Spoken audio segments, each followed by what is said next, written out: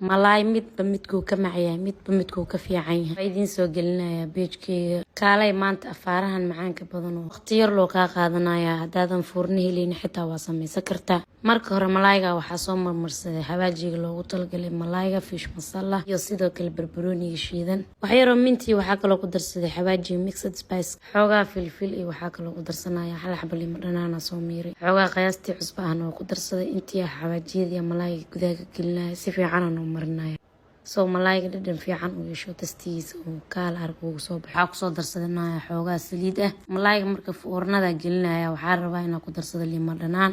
baradho hal xabaa soo jarjaray hal xabo yaanyo aa soo jarjaray basal hal xabaa soo jarjaran oo ku darsaday malaayga hore xawaajiyo soo marmariyay marka qudaarta waxaa rabaa wax yar oo cusbo yar wax yar oo minti ah yar barbarooni shiidan kor kaga daadinaya si qurux uu soo baxo qudaarteeda intaas kadib foornada geliyay 20 daqiiqo 200 darajo u geeyay waa kana saa u jeedaa malaaygaas quruxda badan ku soo baxay macaankiisa iyo caraftiisana wax laga sheekay karo ma ahayn waa idin kula talinaya inaad soo tijaabisaan haddaadan foorno helin saliid ku duba kartaa